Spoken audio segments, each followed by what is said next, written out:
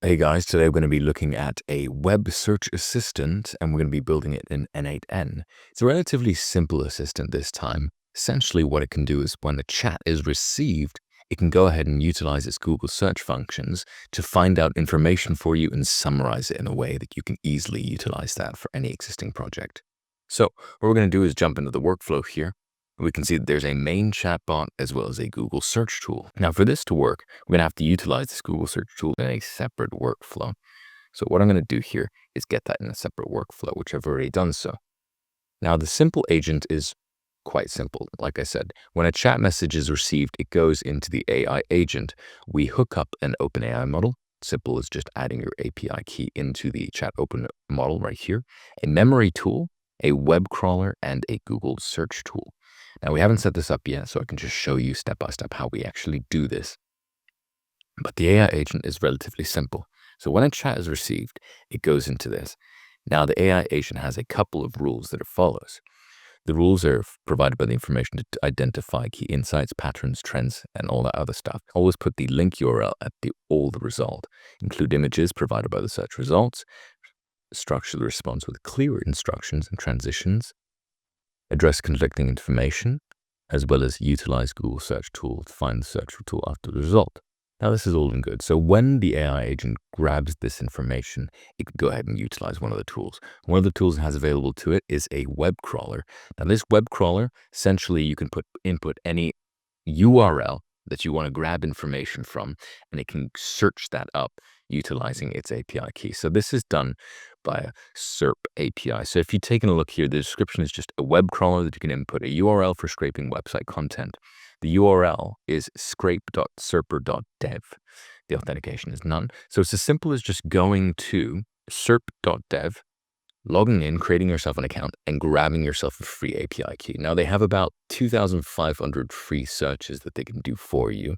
So in this case, I'm going to go ahead and utilize my API key and input it in there. So I'll copy this and I'll scroll down here. So there's send query parameters using the fields below, URL, send headers using the fields below, and then you put your XAPI-key here using the fields provided. I'm going to go ahead and paste my API key in here. So once I've done that, it's pretty much done. Very, very simple. The same thing happens for the Google search tool. Now the Google search tool is going to be calling from a separate workflow. So we're going to have to create a separate workflow so that this agent can actually call directly to it. If we go to the SERP API tool, it's as simple as a trigger in OpenAI search URL preparation, URL cleanup, HTTP request to SERPer, and then the result. So you can see that SERP engine, OpenAI search URL, cleanup, HTTP request to SERPer, and the result. So in this case, it's going to take a trigger.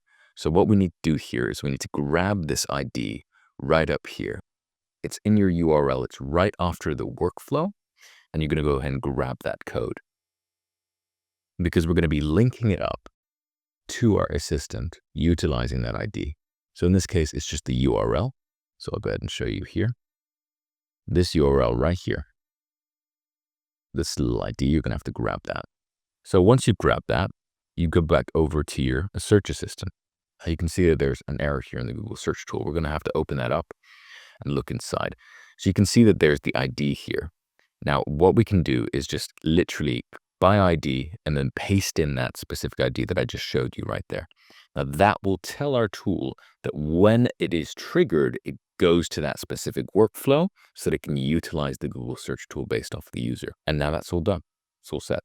Now, quickly going back to the actual search tool, I'm going to go ahead and show you actually what's in it. So essentially, there's an OpenAI search URL preparation. So in this case, what it does is it utilizes a Google search function, image, video, places, maps, reviews, news search, shopping, visual, academic, patents, and a bunch of other plethora of options. So it has all of these tools utilizing the SERP API key. And from there, it can go ahead and use that to find the correct information that you're looking for and then present it to you in a formatted way. The URL cleanup is simply just a JSON string. So it's returning the data format in a very clean way without the URL functions. The HTTP request is as simple as just grabbing the SERP API key again. So again, here, there's an API key that we need to grab. So what we'll do is we'll grab our API key. We'll go ahead and paste that in here. And then the result will just input that all back to the agent, which then will give us an output. I've saved that. So when a chat is received, it'll utilize one of these tools. It'll crawl the web or it'll utilize a Google search tool. So let's test it out here. Let's go ahead and send a message here. Need you to conduct research on new AI chips.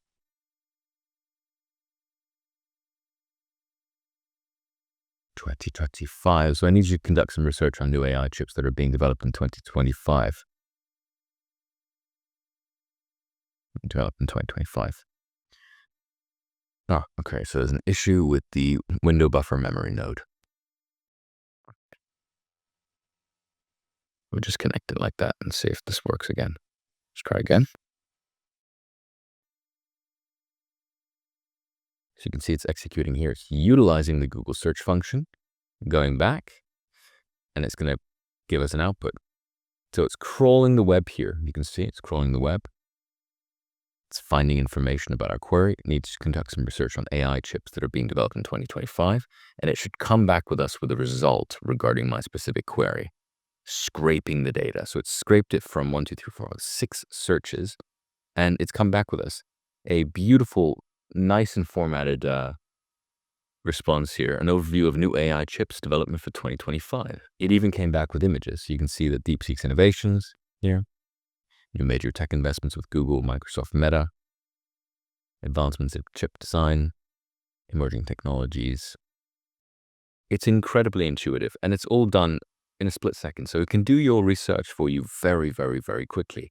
So what you can see here is that when a chat was received, the AI tool took that information, it went to the Google search tool, and it also utilized web scraper tools to find existing information utilizing not only the search tool here, but also the web crawling tool. So you can see here it went to artificial intelligence, found that, DeepSeek, it went to Princeton EDU to find that URL, Deloitte, investors.com, SIFT-edu, physics.org.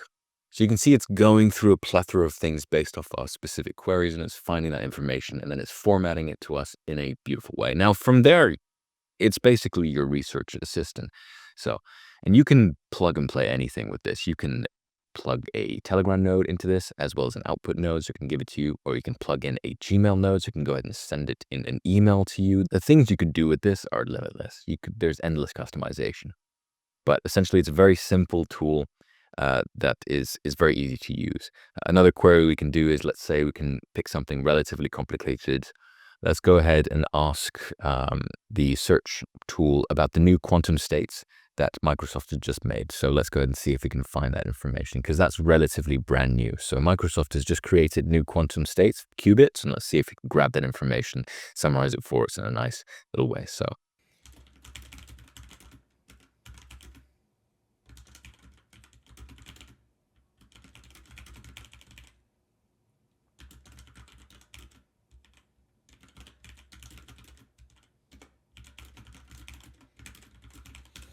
I want to know about Microsoft's new state of matter, conduct research, and get back to me. So let's see what it comes with. So it's executing the workflow. It's utilizing the Google search function. Again, wonderful. It's utilizing chat OpenAI model. It will most likely go to the web search tool. It's found 5 sources. It's going back to the search model. It's putting it in, and then it's going to go ahead and pop us an output. Hopefully here you can see it's still loading. Node successfully. It's executed successfully. Wonderful. You see Microsoft's new state of matter chips. That's correct. Yes, Majorana 1 quantum chip. So it's gone ahead and said, what is it? It's figured out what it is. It's even taken a photo of it right here. It's incredible to see. So see the chip itself here, the technological implications with it, the expert opinions and cautions, looking forward, and a conclusion. So it's basically written an entire article for me, and it's done my research for me within a matter of seconds. It's summarized it. It's even added photos, and it's outputted all this with sources. So it's incredibly intuitive that the types of stuff that you can do with this, and it's a lot of fun to use this stuff. And it also has a window memory buffer as well, so you can utilize that and remember what you've said. Once again, very simple tool, but super useful when utilized in the right circumstance. Anyways, that's pretty much all for today. If you want more cool stuff like this, give me a like, and I'd love to see more of you on here. Later.